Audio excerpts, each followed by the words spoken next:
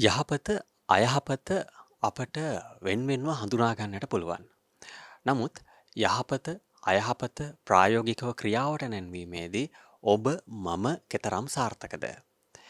ඒ සාර්ථකත්වය තුළ ඔබගේ මගේ ධර්මානුකූල බව පිළිබඳව යම් මිනුමක් ගොඩනගාගත හැකියි.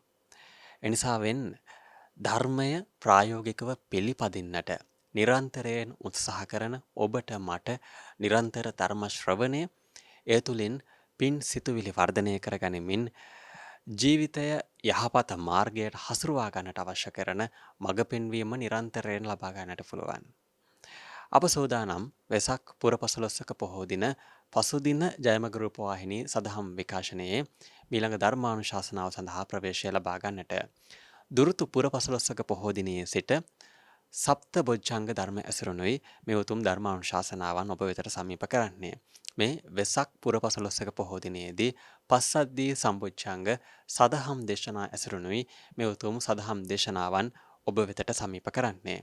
එසේනම් දම් සභා මණ්ඩපයට වැඩමවා වදාළ අපගේ ගෞරවනීය ස්වාමින් වහන්සේ පළමු කොට පිළිගනිමු. සාදු සාදු සාදු. කුඹුක සිරි වජිරඥාන ධර්ම නිකේතනාධිපති මහරගම සිරි වජිරඥාන ධර්මායතනයේ ආචාර්ය රාජකීය පඬිත නම කියන්නට අවසරයි පූජනීය ගල්කිස්සේ සෝමානන්ද ස්වාමීන් වහන්සේටයි මේ নমස්කාර පූර්වක ආරාධනය. අප ස්වාමීන් වහන්සේට අපගේ নমස්කාරය වේවා. සාදු සාදු සාදු. समन्त चक्रवालेषु अत्र गच्छन्तु देवता सद्धम्मं मुनिराजस् सुनन्तु सग्गमोक्खदं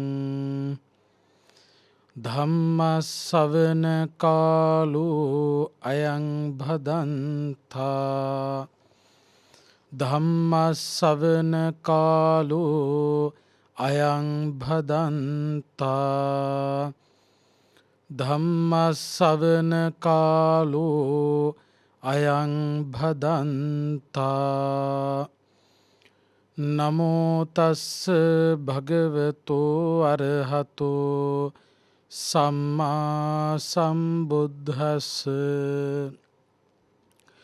නමෝ තස්ස භගවතෝ අරහතෝ සම්මා සම්බුද්දස්ස නමෝ තස්ස භගවතෝ අරහතෝ සම්මා සම්බුද්දස්ස චත්තාරෝ මේ මහරජ ලෝකේ අතිබලා භුසා රාගෝ දෝසෝ මදෝ මොහෝ ඉත්ථ පඤ්ඤානගාධති තී. ශ්‍රද්ධාවන්ත කාරුණික පිංතුනි,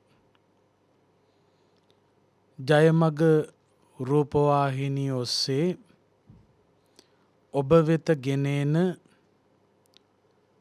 උතුම් ධර්මානුශාසනාව ශ්‍රවණය කිරීමටයි මේ කොයි කවුරුත් බලාපොරොත්තු වෙන්නේ.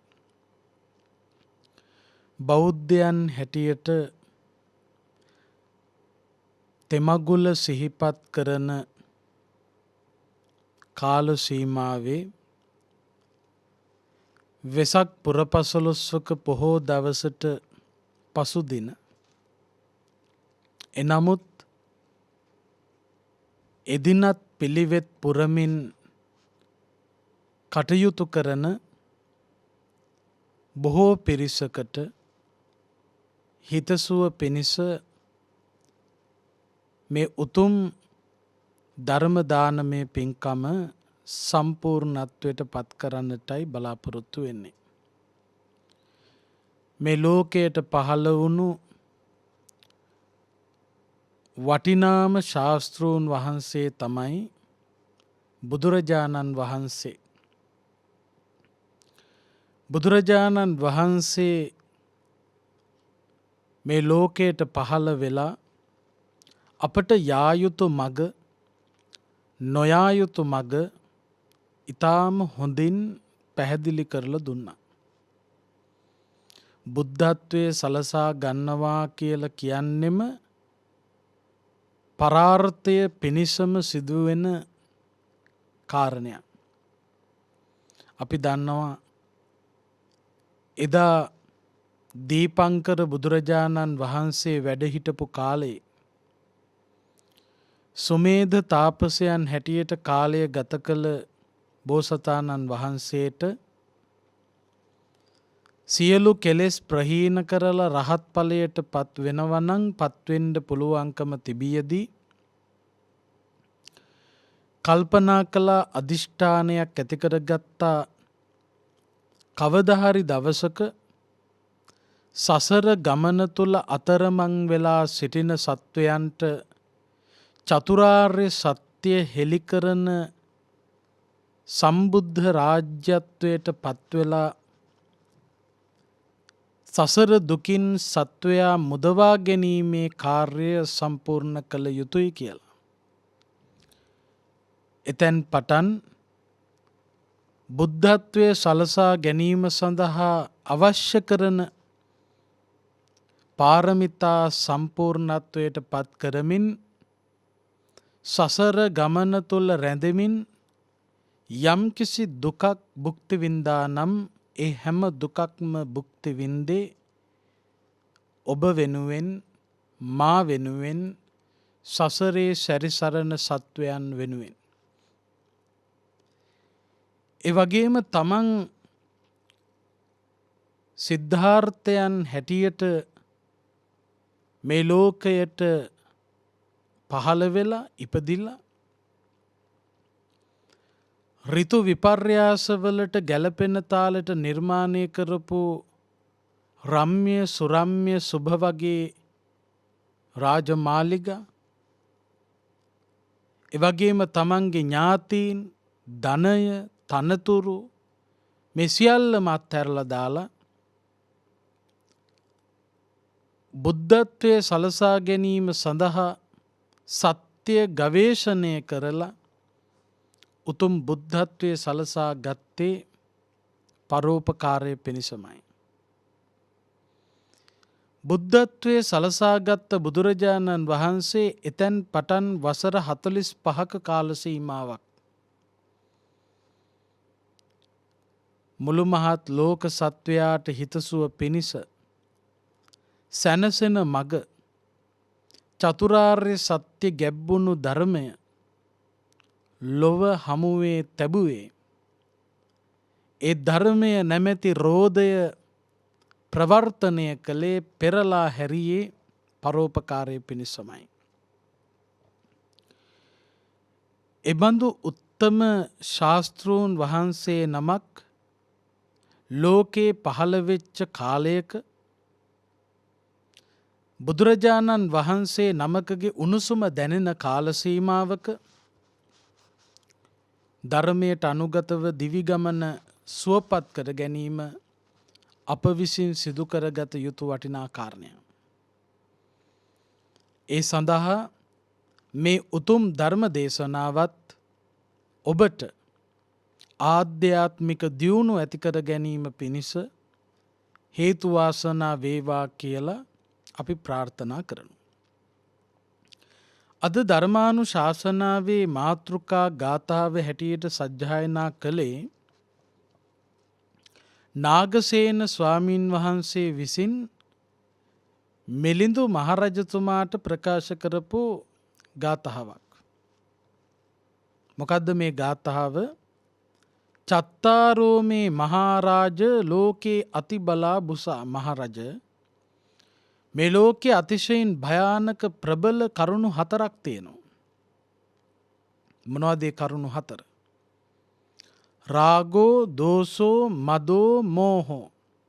රාගය, ද්වේෂය, මදය, මෝහය. ඇයි මේ කාරණා අතිශයින් ප්‍රබල භයානක කාරණා හැටියට බුදුහාමුදුරු පෙන්වුවේ?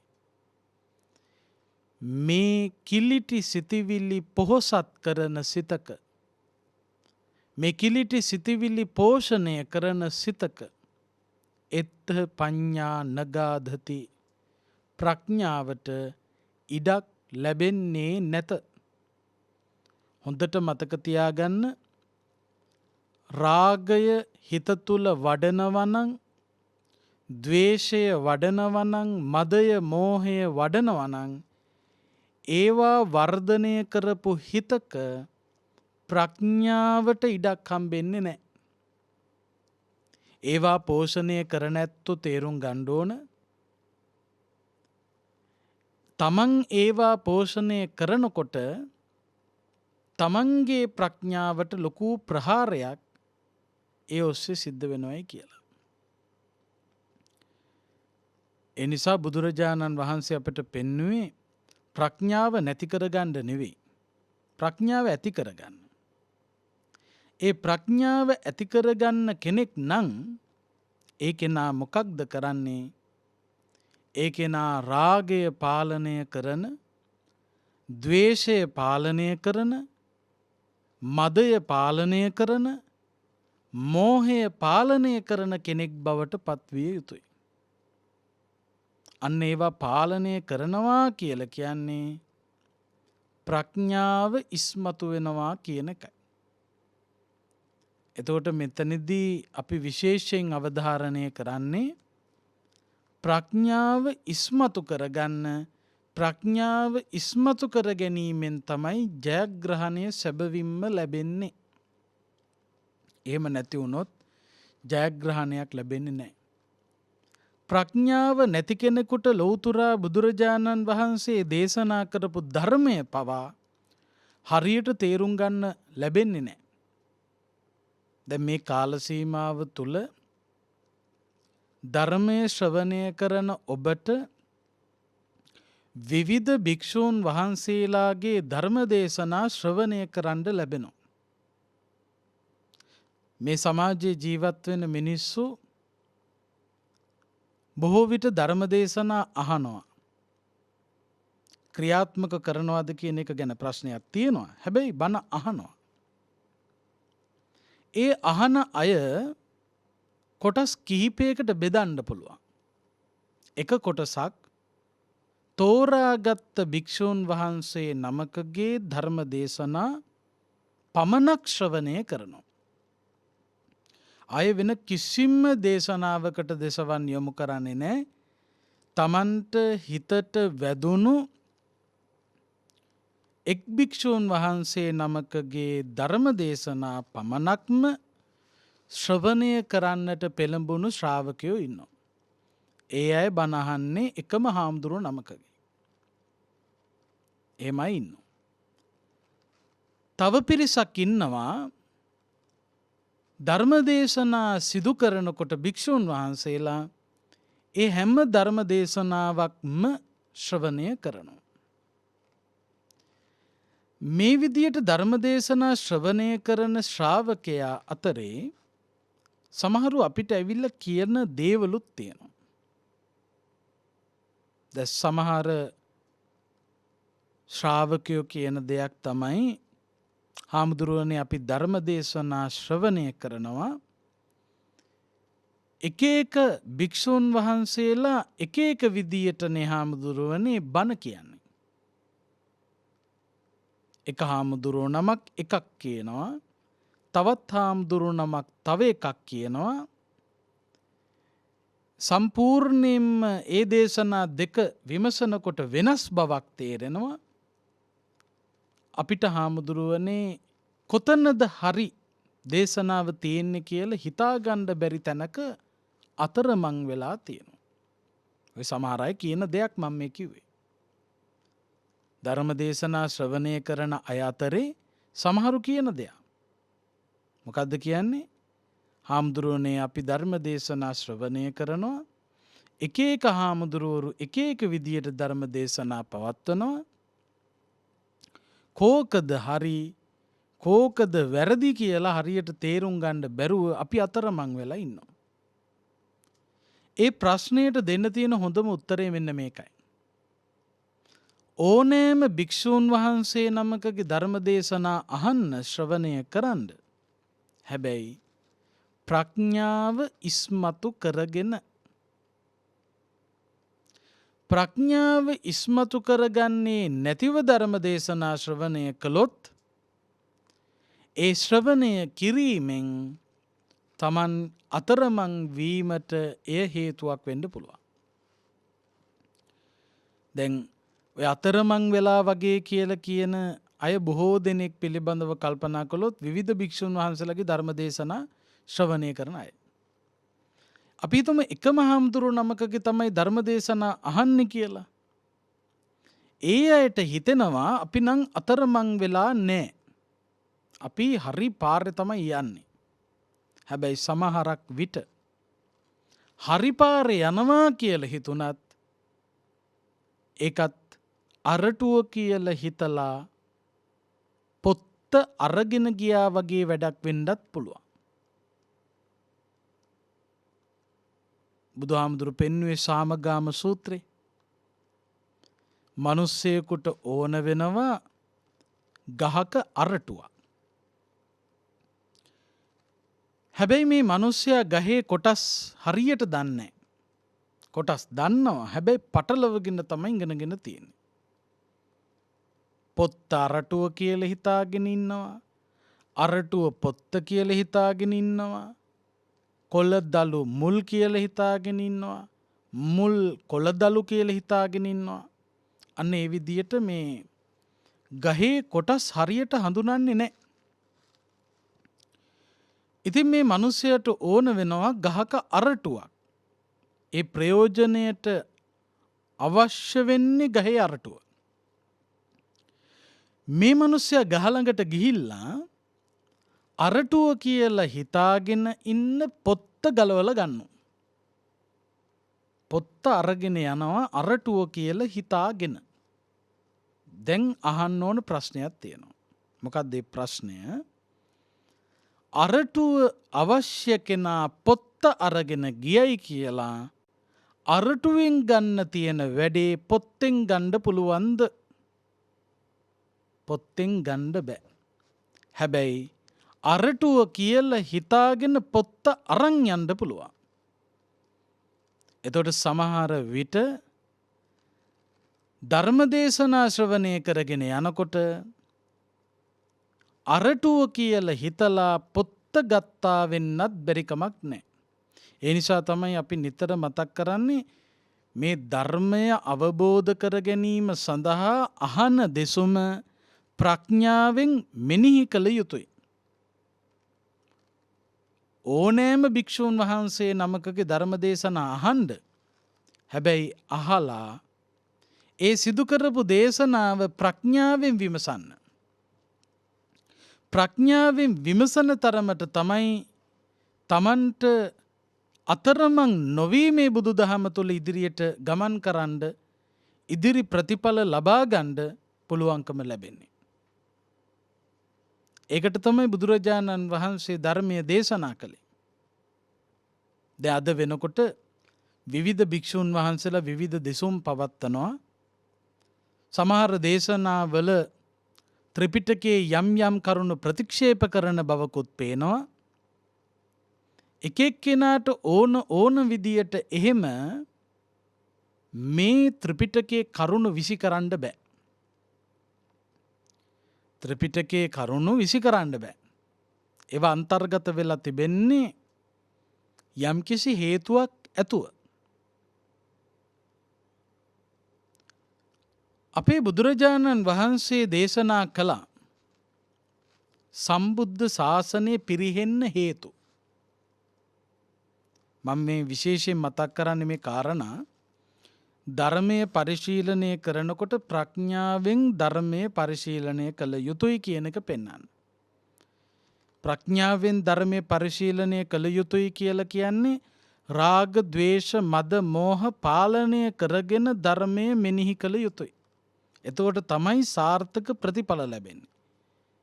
දැන් බුදුහාමුදුරුවෝ පෙන්නනවා සුතමය ඥාන, චින්තාමය ඥාන, භාවනාමය ඥාන කියලා. සුතමය ඥානය කියන්නේ මේ ධර්මය ඇසීමෙන් තමන්ගේ වර්ධනය වන ධර්මය පිළිබඳ දැනුම. එකට කියන සුතමය ඥානය.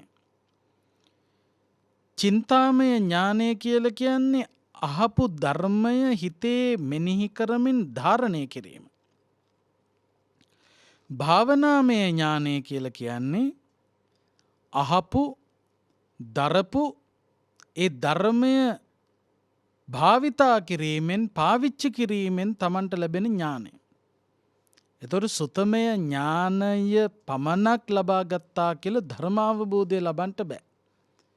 එක ඉදිරියට ගෙන යන්න ඕන.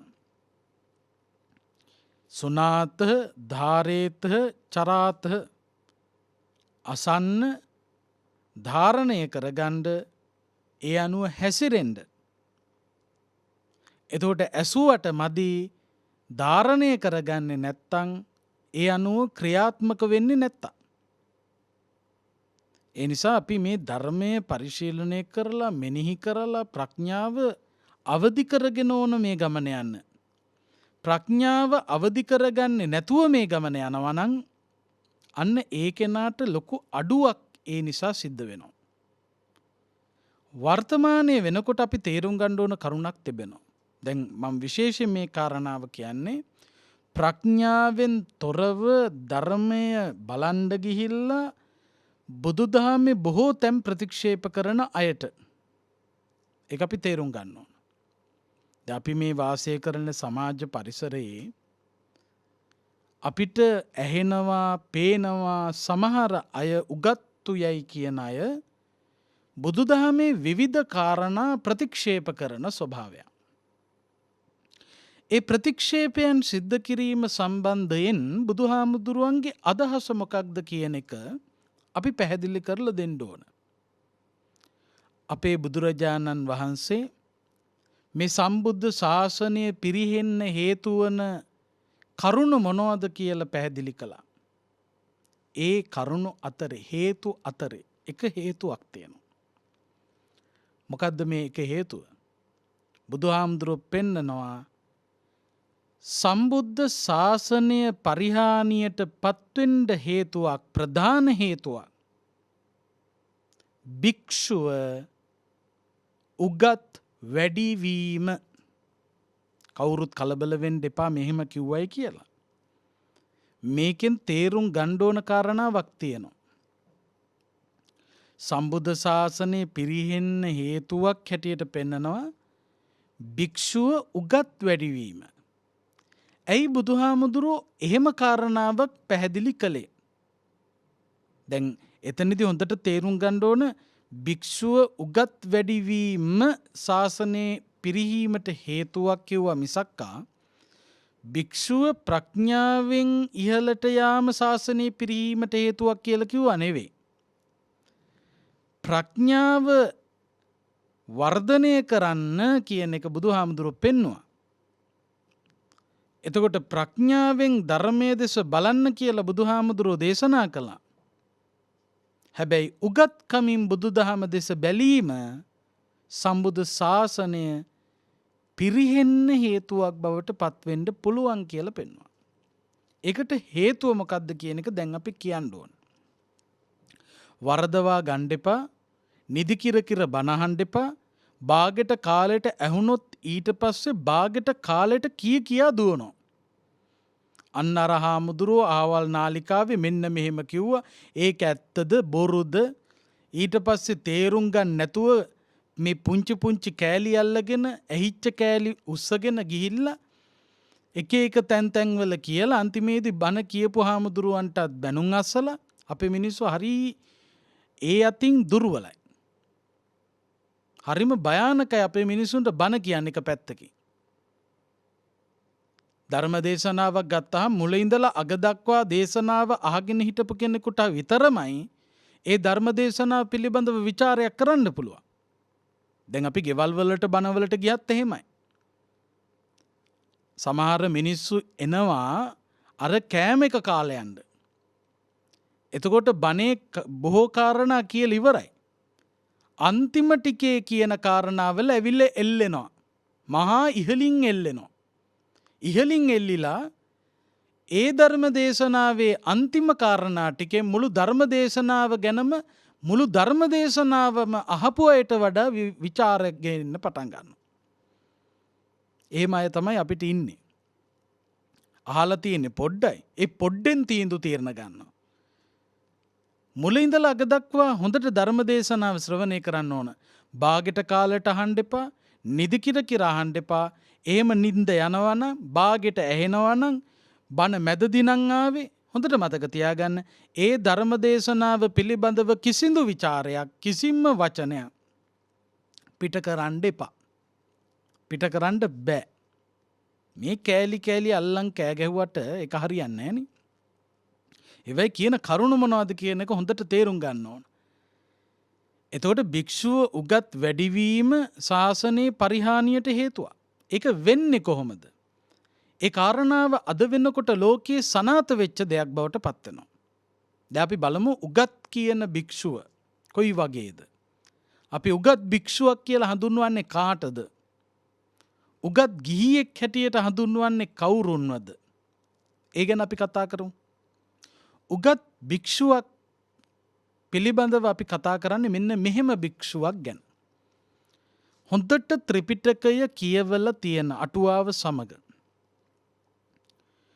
සමහර හාමුදුරුවෝ ඉන්නවා හරි උගත්.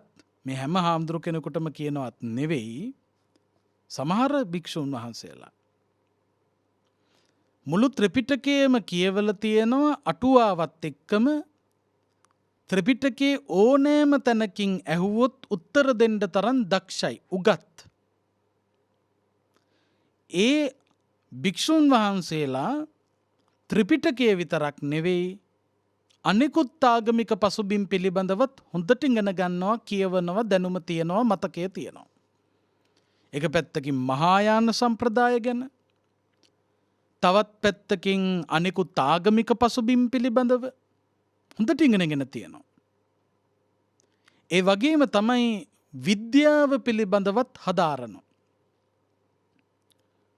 ඔන්න ඔය අංශ ගණනාවේම දැනුම තියෙන භික්ෂුවක් අපි හඳුන්වන්නේ උගත් භික්ෂුවක් හැටියට. ත්‍රිපිටකෙත් දන්නවා, මහායානයක් දන්නවා, අනිකුත් ආගමිකින් ගැන්වීම් පිළිබඳවත් දන්නවා, විද්‍යාවත් දන්නවා. අන්න ඒ භික්ෂුව උගත් භික්ෂුවක්. අන්න ඒ පිළිබඳව දැනුම තියෙන ගිහියෙක් ඉන්නවා නම් ඒ ගිහියා උගත් ගිහියෙක්. ඔන්න බලන්න දැන් උගත් භික්ෂුවගෙන් ශාසනයේ පරිහානියට හේතු වෙන්න පුළුවන් ක්‍රමය. මොකක්ද ක්‍රමය? ත්‍රිපිටකය පිළිබඳව දැනුම තියෙන අනිකුත් ආගම් පිළිබඳව ඉගෙනගත්තු විද්‍යාවත් ඉගෙනගත්ත මේ උගත් භික්ෂුව ඊළඟට බලනවා මේ ලෝකේ බහුතරයක් පිළිගත්තු විෂය කුමක්ද කියලා. දැන් මේ භික්ෂුව උගත් වෙන්න හදාරපු විෂය ගණනාවක් තියෙනවා. ත්‍රිපිටකය, අනෙකුත් ආගමික පතපොත, ඒ වගේම විද්‍යාව. ඔන්න ඔය තමන් ඉගෙනගත්ත ශාස්ත්‍රය නැත්නම් විද්‍යාවන් නැත්නම් විෂයන් අතරේ ලෝකේ බහුතරයක් පිළිගත්තු විෂය කුමක්ද කියලා ඒ අය කල්පනා කරනවා. එතකොට ඒ අයට ඉස්මතු වෙනවා මේ ලෝකේ බහුතරයක් පිළිගත්තු විෂය තමයි විද්‍යාව. මේ ලෝකේ බහුතරයක් පිළිගත්තු විෂය විද්‍යාව. ලංකාවේ බහුතරයක් නෙවෙයි ලෝකේ බහුතරයක් පිළි අරගෙන තියෙන විද්‍යාව. අදට සොයාගෙන තියෙන සොයා ගැනීම ප්‍රමුඛ කරගනිමින් තමයි මිනිස්සු ලෝකෙ දෙස බලන්නේ. එතකොට මේ උගත් භික්ෂූන් වහන්සේලා මොකද කරන්නේ? මේ විද්‍යාවෙන් හදාගන්නවා බෝතලයක්. දැන් තමන්ගේ හිතේ තියෙන තමන්ගේ මනසේ තියෙන මේ විවිධ විෂයන් පිළිබඳව දැනුම භාවිතා කරලා ප්‍රමුඛ විෂය හොයාගත්තා. ඒ තමයි ලෝකේ බහුතරයක් පිළිගත්තු විෂය. ඒ තමයි විද්‍යාව. විද්‍යාව ප්‍රමුඛ විෂය කරගෙන අනිකුත් සෑම දැනුමක්ම මනින ප්‍රධාන මිනුම් දණ්ඩ බවට විද්‍යාව පත් කරගෙන විද්‍යාවෙන් හදාගන්නවා බෝතලයක්. මේ බෝතලේ හදලා මොකද කරන්නේ? ත්‍රිපිටකය ගෙනල්ලා තියෙනවා මේ බෝතලේ උඩින්. තිබ්බහම ඒ විද්‍යාව කියන බෝතලේට වැටෙන සූත්‍ර ටික තියාගෙන විද්‍යාව කියන බෝතලේට නොවැටෙන සූත්‍ර බැහැරට වැටුණු සූත්‍ර සියල්ලම ප්‍රතික්ෂේප කරනු.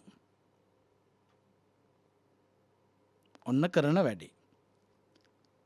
විද්‍යාවෙන් බෝතලයක් හැදුවා ත්‍රිපිටකයේ උඩ තිබ්බා හෙලෙව්වා. විද්‍යාව කියන බෝතලයට වැටෙන සූත්‍ර ටික තියාගත්තා වැටුන් නැති හැලිච්ච සූත්‍ර ටික ප්‍රතික්ෂේප කරනවා. කොහොමද ප්‍රතික්ෂේප කරන්නේ? ඕක විද්‍යාත්මක නෑ. ඕවා පස්සේ එකතු වෙච්චා. ඕවා විද්‍යාත්මක සාක්ෂියෝවට නෑ. ඕවා පිළිගන්න බෑ. ඒ නිසා ඕවා බොරු කතා. ඕවා ප්‍රතික්ෂේප කළ යුතුයි. දැන් මොකද කරන්නේ? අර බෝතලයට වැටුණු ටික පිළිගත්තා හැලුණු ටික ප්‍රතික්ෂේප කළා. අනෙකුත් ආගමික පසුබිම් පිළිබඳවත් එහෙමම තමයි. විද්‍යාව කියන බෝතලයට වැටෙන ටික තියාගන්නවා ඉතුරු ටික හල්ලා දානවා ප්‍රතික්ෂේප කරනවා. ප්‍රතික්ෂේප කරලා විද්‍යාව බෝතලේ ඒකට ඇතුළට වැටිලා තියෙන ත්‍රිපිටකයේ කරුණු අනෙකුත් කරුණු ඔක්කොමත් එක්ක අර බෝතලේ හදාගත්තු විද්‍යාවට අනුකූල බෝතලේ ලෝකෙට පෙන්වනවා. එතකොට මොකද වෙන්නේ? ලෝකේ බහුතරයක් මම මුලින් කිව්වා මේ ලෝකේ බහුතරයක් විද්‍යාව පිළිගන්නවා. ඒ නිසා ලෝකේ බහුතරයක් ඒ බෝතලේ පිළිගන්නවා. ඒ බෝතලේ ලෝකේ බහුතරයක් පිළිගන්නවා. එතකොට දැන් විමසිය යුතු ප්‍රශ්නයක් තියෙනවා. දැන් මම මේ කියන්නේ අපිට ඕන තරම් බණ අහනකොට පේනවා සමහර කරුණු විද්‍යාත්මක නැහැ කියලා ප්‍රතික්ෂේප කරනවානේ. මම මේ කියන්නේ එහෙම ප්‍රතික්ෂේප කරන්න බෑ කියන එකයි. ඒ ප්‍රතික්ෂේප කිරීම කරන්නේ ඒ අය කුමන පදනමකින්ද? ඒක විද්‍යාත්මක නැහැ කියන පදනමින්. දැන් උදාහරණයක් ඇටියට ගත්තොත් ත්‍රිපිටකයේ සූත්‍ර දේශනාවල සඳහන් වන 이르දි ප්‍රාතිහාර පිළිබඳව කතා කළොත් උඩින් යන්න පුළුවන් හැකියාව වතුර ඇවිදගෙන යන්න පුළුවන් හැකියාව මෙන්න මේ වගේ කරුණු පිළිබඳව කතා බහක යෙදෙනකොට ඔය උගත් අය කල්පනා කරන උඩින් යන එක විද්‍යාත්මකද නැද්ද? අපිට ඇස් දෙකට පෙනිලත් නැහැ. එහෙම යන්න පුළුවන්කමකුත් නැහැ. ඒක විද්‍යාත්මක නැහැ. ඒ නිසා විද්‍යාත්මක නොවන ඒ ප්‍රකාශය අපි ප්‍රතික්ෂේප කරනවා. ඔන්න ප්‍රතික්ෂේප කරනවා. හලනවා. අයින් කරනවා. ගලවනවා. ඉවත් කරනවා. දැන් අපි හිතන්න ඕන කාරණාව මෙන්න මේකයි. මොකක්ද? මට උත්තර දෙන්න. මේ ලෝකේ මේ වෙනකොට වැඩිපුරම පිරිසක් පිළිගත්තු විද්‍යාව නැමැති විෂය ඔබත් ඕනෑම කාරණාවක් පිළිබඳව විද්‍යාත්මකද කියලා හිතන්න තරම් ප්‍රබල විෂයක් බවට පත් කරගත්ත. සූත්‍ර දේශනා පරිශීලනය කරනකොට මේ සූත්‍රයේ අඩංගු කරුණු විද්‍යාත්මකද නැද්ද කියලා කල්පනා කරලා විද්‍යාත්මක නැහැයි කියලා තේරුනොත් අතහරින්න තරම් ප්‍රබල කරගත්ත විද්‍යාව කියන විෂය මේ ධර්මය මනින්න භාවිතා කරපු ඔය විෂය උගත් භික්ෂුව විසින් ධර්මය මනින්න භාවිතා කරගත්තු ඒ විද්‍යාව කියන විෂය උගත් ගිහියා විසින් බුදුදහමේ ඇතැම් කරුණු කාරණා මනින්න උත්සාහ කරන ඔය විද්‍යාව කියන විෂය පිළිබඳව මම ප්‍රශ්න කිහිපයක් අහනවා. මොකක්ද ඒ ප්‍රශ්න? විද්‍යාව යනු සොයා අවසන් කළ විෂයක්ද සොයා යන විෂයක්ද? විද්‍යාව කියන විෂය හොයලා ඉවර කරපු විෂයක්ද හොයාගෙන යන විෂයක්ද? එහෙම නැත්නම් විද්‍යාව යනු සම්පූර්ණ කළ විෂයක්ද සම්පූර්ණ කරමින් යන අසම්පූර්ණ විෂයක්ද? දෙන්න තියෙන උත්තරය තමයි විද්‍යාව යනු හොයලා ඉවර කරපු විෂයක් නෙවෙයි, හොයාගෙන යන විෂයක්. හොයාගෙන යන විෂයක්. බුදුදහම කියලා කියන්නේ බුදුරජාණන් වහන්සේ සොයාගත්තු දහම හොයාගෙන යන විෂයක්ද, හොයලා අවසන් කරපු විෂයක්ද? බුදුදහම යනු සොයා අවසන් කළ විෂයක්. ඒක හොයලා ඉවරයි. ඒ සම්පූර්ණයි. එතකොට දැන් මගේ තියෙන ප්‍රශ්නය, සොයාගෙන යන අසම්පූර්ණ විද්‍යාව නැමැති විෂයෙන් සම්පූර්ණ කළ, හොයා අවසන් කළ බුදුදහම නම් වූ සම්පූර්ණ කළ විෂයක් වැසිය හැකිද?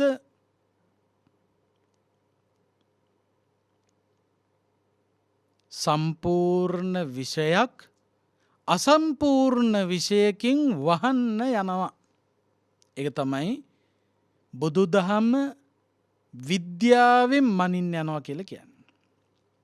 සම්පූර්ණ කරපු විෂයක් බුදුදහම, ඒක වහනවා අසම්පූර්ණ කරපු විද්‍යාවෙන්.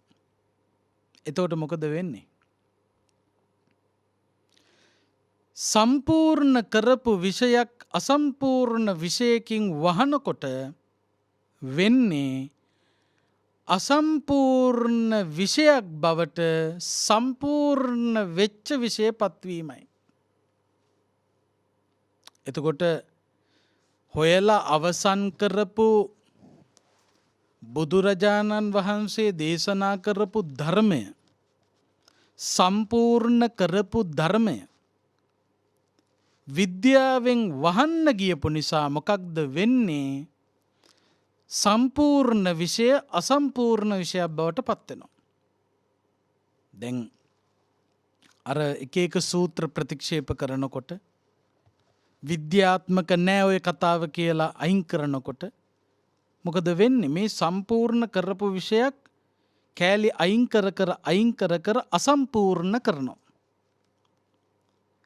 ඒ අසම්පූර්ණ වෙනකොට බුදුදහම දැන් මොකකින්ද මේ අසම්පූර්ණත්වයට පත් උනේ? අර අසම්පූර්ණ විෂයකින් මනින්න ගිහිල්ලා, වහන්න ගිහිල්ලා. ඊට පස්සේ මොකද වෙන්නේ?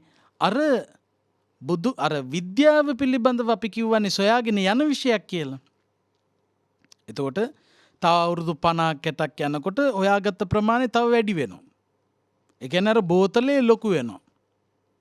ඒ බෝතලේ ලොකු වෙනකොට අර ත්‍රිපිටකයේ එළියට හලපු කෑලි සමහරු, ඕවා විද්‍යාත්මක නෑ කියලා ප්‍රතික්ෂේප කරපු කරුණු සමහරු, ඕවා බොරු කතා කියලා අත්හැරපු කරුණු සමහරු, ඒවා අර බෝතලයට වැටෙන්න පුළුවන් කතා බවට පත් වෙනවා.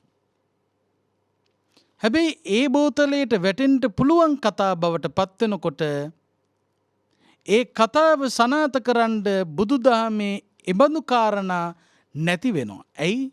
කෑලි හලලා. කවුද? උගතා. අන්න එදාට මොකද වෙන්නේ? මේ විද්‍යාවෙන් අද හොයාගත්ත දේ බුද්ධ දේශනාවේ සඳහන් වීමක් නැත. බුද්ධ දේශනාවට වඩා විද්‍යාව ඉහළයි කියන තැනට ඇවිල්ලා මිනිස්සු අවිද්‍යාන්ධකාරයේම හිර වෙනවා. අන්න එතකොට මොකද වෙන්නේ? බුදුදහමෙන් සැබෑ ප්‍රතිඵල මිනිස්සුන්ට ලබන්න බැරුව යනවා. ඇයි? හොඳ කාරණා ප්‍රතික්ෂේප කරලා. ඔන්න උගතුන් කරන්න පුළුවන් වැඩි. ඒ නිසා බුදුදහම කියන්නේ විද්‍යාවෙන් මනින්න ඕන එකක් නෙවෙයි. එහෙනම් මොකෙන්ද මනින්නේ? මොකෙන්ද තේරුම් ගන්නෙ? බුදුදහම තේරුම් ගන්න තියෙන හොඳම ක්‍රමය තමයි ප්‍රඥාව ඉස්මතු කිරීම. රාග ద్వේෂ මද මෝහ පාලනය කරලා ප්‍රඥාව ඉස්මතු කරගෙන ධර්මයේ විමසන්න. ඇත්තටම පින්වතුනි, අපට පුළුවන් නම් මේ ප්‍රඥාව ඇති කරගන්න. ඒ කියන්නේ රාගය, ద్వේෂය, මදය, මෝහය පාලනය කරන්න පුළුවන් නම් ඒ පාලනය කිරීම නිසා ප්‍රඥාව ඉස්මතු වෙනවා. ප්‍රඥාව ඉස්මතු වෙනකොට ධර්මය හරියට තේරුම් ගන්න, පැහැදිලි කරගන්න පුළුවන්කම ලැබෙනවා. ඒ තුලින් අතරමන් නොවි සැනසෙන්න පුළුවන්කම ලැබෙනවා. එහෙනම් ප්‍රඥාව අවශ්‍යයි ධර්ම අවබෝධය ලබන්න. ඒ විතරකුත් නෙවෙයි. මේ රාගය, ద్వේෂය, මදය, මෝහය පෝෂණය කරන සිතක ප්‍රඥාවට ඉඩක් නැහැ කියලා කිව්වා වගේ. රාගයට, ద్వේෂයට, මදයට, මෝහයට තැන දුන්නු සමාජයක ප්‍රඥාවන්ත තීන්දුව తీරන ප්‍රඥාවන්ත වැඩපිළිවෙලකට ඉඩක් හම්බෙන්නේද නැත? දැන් මට පොඩ්ඩක් උත්තර දෙන්න. මේ රටේ අපි ලෝකේ පැත්තකින් තියමු, රට ගැන කතා කරමු. මේ රටේ වැඩිපුර පිරිසක් රාගය, ద్వේෂය, මදය, මෝහය පාලනය කරනවද, පෝෂණය කරනවද? ලැබෙන උත්තරය තමයි රාගය, ద్వේෂය, මදය, මෝහය පෝෂණය කරනවා. රාගය, ద్వේෂය, මදය, මෝහය වැඩිපුර පෝෂණය කරන මිනිසෙක් නම් ඒ මිනිසයාගේ හිතේ ප්‍රඥාවට ඉඩක් හම්බෙනවද, මෝඩකමට ඉඩක් හම්බෙනවද? මෝඩකමට ඉඩක් හම්බෙනවා. දැන් රටේ වැඩිපුරම පිරිසක් රාග, ద్వේෂ, මද, මෝහ පිටුපස ලුහු බඳිනවා නම්, ඒවා පෝෂණය කරනවා නම්, ඒ කියන්නේ රටේ බහුතරයකගේ හිත්වල ප්‍රඥාවට ඉඩක් හම්බෙන්නේ නැහැ. ප්‍රඥාවට ඉඩක් හම්බෙන්නේ නැහැ කියලා කියන්නේ සමාජයේ රාග, ద్వේෂ, මද, මෝහ පෝෂණය කරන බහුතරයක් අඥානයි. එබඳු අඥානයෝ රටේ වැඩිපුර ඉන්න තරමට පාලන තන්ත්‍රය ප්‍රඥාවන්ත පාලන තන්ත්‍රයක් බවට පත්වන්නේ නැහැ. උන් අපිට වැරදුණු තැන. දැන් මේ දිනවල අපිට වැරදුණු තැන් මොනවද කියලා හොයනවනේ. අවුරුදු 70 ගාණක් වැරදිලා මෙන්න මේ නිසයි වැරදුනේ, අර නිසයි වැරදුනේ, මෙයා කරපු නිසයි වැරදුනේ කියලා විවිධ කතා කියනවනේ. සැබවින්ම අපට වැරදුනේ වෙන කිසිම හේතුවක් නිසා නෙවෙයි. හේතුව තමයි ප්‍රඥාව නැති කරගත්තු, අඥානකම ඉස්මතු කරගත්තු ජන සමාජය මේ රටේ එන්න වැඩිවීම. ඒකමයි ප්‍රශ්නේ, වෙන මොකක්වත් නෙවෙයි. මම ඒක කියන්නේ නිකනුත් නෙවෙයි. හේතු සහිතව. දැන් අපි ඔක්කොම බලාගෙන ඉන්න දෙයක් තියෙනවා. භික්ෂුන් වහන්සේලාත් කියනවා, ඔය ඇත්තොත් කියනවා මොනවද? දේවෝ වස්සතු කාලේන සස්ස සම්පatti හෝතුච පීතෝ භවතු ලෝකෝච රාජා භවතු ධම්මිකෝ. ඔගේ අන්තිම කාරණාව තමයි රාජා භවතු ධම්මිකෝ. අපි ඔක්කොම නිතර කියන දෙයක් තමයි රජු දැහැමි වේවා, රජු දැහැමි වේවා.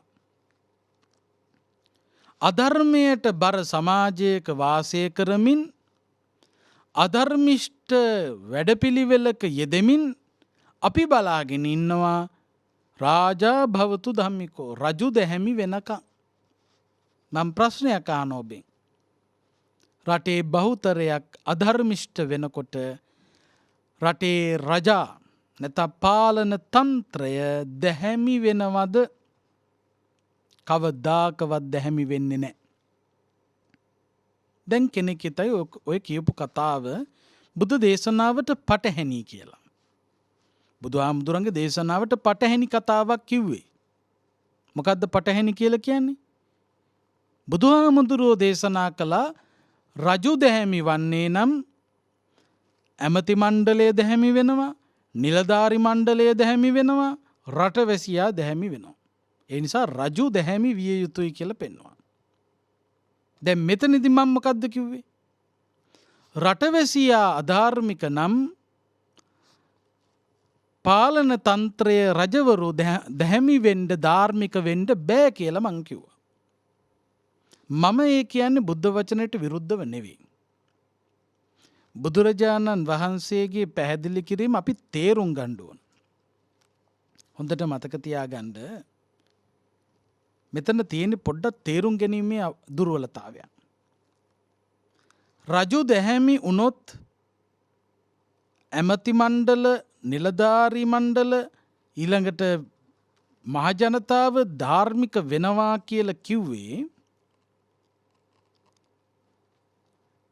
රජු දැහැමි වුණොත් සියලු දෙනාම ධාර්මික වෙනවා කියලා බුදුහාමුදුරුවෝ පැහැදිලි කළ ඒ රජතුමා මට උත්තර දෙන්න පත් කරන්නේ රට වැසියා විසින්ද නැත්තම් පරම්පරාවෙන් තාත්තගෙන් පුතාට ලැබෙන රජකමක් ගැනද. හොඳට මතක තියාගන්න රජු දැහැමි වුණොත් ඇමති මණ්ඩලෙත් දැහැමි වෙනවා නිලධාරි මණ්ඩලයක් දැහැමි වෙනවා රටවැසියත් දැහැමි වෙනවා කොහොම රජකමක් ලැබුණු කෙනෙකුටද පරම්පරාවෙන් රජකමක් ලැබුණු තාත්තගෙන් පුතාට රජකම ලැබුණු ඒක ඡන්දයෙන් පවුලේ අය නැත්තම් පරම්පරාවේ රජකම ලැබිච්ච රජෙක් ධාර්මික වුණොත් ඔක්කොම ධාර්මික වෙනවා. මොකද අසීමිත බලයක් එතන තියෙනවා. ඒ කාලේ මිනිස්සුන්ට ඕන රජෙක් පත් කරගන්න පුළුවන්කමක් තිබුණේ නැහැ. ඡන්ද විමසුම් තිබුණේ නැහැ. මහා ජනතාව කැමති වුණත් අකමැති වුණත් රජතාත්තගේ රජපුතාට තමයි රජකම ලැබුණේ. පරම්පරාවෙන් තමයි රජකම ලැබුණේ. අන්න එහෙම රජෙක් ධාර්මික වුණොත් ඔක්කොම ධාර්මිකයි. දෙමව්පියන්ට දරුවන් විසින් සැලකිය යුතුයි නොසලකා හැරියොත් මේ දඬුවම දෙනවා කිව්ව ගමන් ඔක්කොම දෙමව්පියන්ට සලකනවා. එතකොට ඒ නිසා රජු දැහැමි වුණාට පස්සේ තමයි අනිත් ඔක්කොම දැහැමි වෙන්නේ. දැන් මට උත්තර දෙන්න. දැන් අපි රජවරු පත් කරගන්නේ ප්‍රධාන තත්වයට පත් කරගන්නේ පාලන තන්ත්‍රයට පත් කරගන්නේ පරම්පරාවෙන් එන විදියට තාත්තගෙන් පුතාට එන රජකමක්ද එහෙම නැත්නම් මහජනතාව විසින් පත් කරගන්නා රජකමක්ද කියන එක ගැන අපිට හිතන්න වෙනවා. තාත්තගේ පුතා ඉල්ලුවත් ඡන්ද ඉල්ලලා තමයි එන්න ඕන. එතකොට පාලන තන්ත්‍රය නිර්මාණය කරන්නේ මහජනතාව විසින්. මහජනතාවගේ කතිර බලයකින් කතිර යුද්ධයකින් තමයි පාලකයෝ පත් වෙන්නේ. ඒ නිසා දැන් මොකක්ද වෙන්න ඕන? මහජනතාවගේ බලයෙන් රජෙක් පත්වන්නේ නම් මහජනතාව ධාර්මික වුණොත් තමයි ධාර්මික රජෙක් එන්නේ. එතකොට බුදුහාඳුනගේ දේශනාවට පටහැනි කතාවක් නෙවෙයි. අදටත් තාත්තගෙන් පුතාට රජකම එන රජකමක් නම් මේ රටේ තියෙන්නේ. ආන් ඒ රජු දැහැමි වුණොත් මුළු රටම දැහැමි කරන්න පුළුවන්. හැබැයි රටවැසියා විසින් රජෙක් පත් වෙනකොට රටවැසියා දැහැමි වුණොත් තමයි පාලකයා දැහැමි වෙන්නේ. එහෙනම් අපිට වැරදුණු තැන කොතනද? ධාර්මික පාලකයෝ ගැන බල ඉන්නවා අධර්මයට බර කණ්ඩායමක්. රාගය පෝෂණය කරමින් දුරාචාරී වැඩවල යෙදමින් කටයුතු කරන සමහරු පොඩ්ඩක් කල්පනා කරලා බලන්න. පංචශීල ප්‍රතිපදාව ආරක්ෂා කරන්නේ නැති, පන්සල ඇසුරු නොකරන, පන්සලෙන් ඈත් වෙලා යන, දුරාචාරයටම ප්‍රමුඛ තැන දුන්නු, අධර්මයට බරවෙච්ච ජන සමාජයකින් පත්වන පාලන තන්ත්‍රයට පත්වෙන උදවිය ධාර්මිකද කියලා ප්‍රශ්නයක් තියෙනවා. ඒ නිසා තමයි අපි දැහැමි වුණොත් පාලන තන්ත්‍රය ධර්ම තන්ත්‍රයක් ධර්ම රාජ්‍ය බවට පත් කරන්න පුළුවන්කම තියෙනවා. ඒකටත් ප්‍රඥාවයි ඕන. රාගය, ද්වේෂය, මදය, මෝහය වඩන සමාජයක ප්‍රඥාවක් නොවේ තිබෙන්නේ අඥානකමයි. අඥානකම ඉස්මතු කරගත්ත ජන සමාජයක පාලන තන්ත්‍රය අධාර්මිකයි. එනිසා හැම අංශයක් පිළිබඳවම කල්පනා කළොත් ආධ්‍යාත්මික වේවා, රටේ අනාගතය වේවා, ඔබේ සුභසාධනය වේවා, මානසික සුවය වේවා, මේ හැම කාරණයකටම හේතුවන කරුණ තමයි ප්‍රඥාව. ඒ නිසා දැන්වත් වැරදුණු තැන හඳුනගන්න. කොතනද වැරදුනේ? රාගය පිටුපස දුවනවා වැඩි, ද්වේෂය පිටුපස දුවනවා වැඩි, මදය පිටුපස මත්වීම පිටුපස දුවනවා වැඩි, මෝහය මෝඩකම පිටුපස ලුහුබඳිනවා වැඩි. රාගය, ද්වේෂය, මදය, මෝහය පෝෂණය කරන මාර්ගයේ වේගෙන් ගමන් කරන තරමට වේගෙන් ප්‍රඥාව දුරු වෙනවා. වේගෙන් ප්‍රඥාව දුරු වෙනකොට වේගෙන් අඥානකම මතු වෙනවා. වේගෙන් අඥානකම මතු වෙනකොට කබලෙන් ලිපටම වැටෙනවා. එනිසා මෙලොව ජීවිත ජයගන්ට, රටේ අනාගතය සුවපත් කරන්න, තම තමන්ගේ ආධ්‍යාත්මික දියුණුව ලබන්ට මේ උතුම් දම් දෙසුම හේතු වේවා, වාසනා වේවා කියලා කවුරුත් ප්‍රාර්ථනා කරන්න. ආකාසට්ඨා ච බුම්මට්ඨා දේවා නාග මහිද්దికා පුඤ්ඤන්තං අනුමෝදිත්වා චිරං රක්ඛන්තු ශාසනං. ආකාසට්ඨා ච බුම්මට්ඨා දේවා නාග මහිද්దికා පුඤ්ඤන්තං අනුමෝදිත්වා චිරං රක්ඛන්තු දේශනං. ආකාසට්ඨා ච බුම්මට්ඨා දේවා නාග මහිද්దికා පුඤ්ඤන්තං අනුමෝදිත්වා චිරං රක්ඛන්තු ත්වං සදා. වෙසක් පුර පසළොස්වක පොහෝදා ගෙවලා වෙසක් පොහොය දවසට පසුදින ජයමග රූපවාහිනිය ඔස්සේ ඔබ වෙත ගෙනේන මේ උතුම් ධර්ම දේශනාවයි ශ්‍රවණය කළේ. මේ හැම ආකාරයකින්ම රැස් කරගත් සකල කුසලානිසංස අපි අනුමෝදන් කරමු. රට ජාතිය සම්බුද්ධ ශාසනය වෙනුවෙන් අභීතව කටයුතු කරලා අපවත් වී වදාළ මහසඟරුවන ජාතික වීරයෝ, යුදබිමේදී මියගිය වීරෝධාර රණවිරුවෝ, සුනාමි වගේ ස්වභාවික විපත් නිසා, පාස්කු ඉරිදා ප්‍රහාරය වගේ ප්‍රහාර නිසා, වසංගත රෝගී තත්ත්වය නිසා මියදුණු යම්තාක් පිරිස් වෙතොත් ඒ හැමෝම මේ පින් අනුමෝදන් වෙත්වා. ඒ අයගේ භවගමන් සුවපත් කර ගනිත්වා. සසර දුක් නිමාකොට උතුම් නිවනින් සැනසෙත්වා කියන අදහසින් මියගිය ඥාතීන්ට පුණ්‍ය අනුමෝදනා කරමු. ඉදම්මේ ඥාතීනං හෝතු සුඛිතා හුන්තු ඥාතයෝ.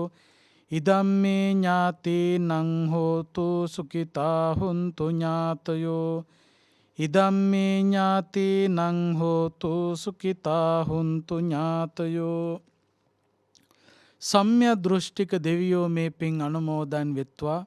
අපේ රට, ජාතිය, සම්බුද්ධ ශාසනය යෙහෙන් ආරක්ෂා කරත්වා.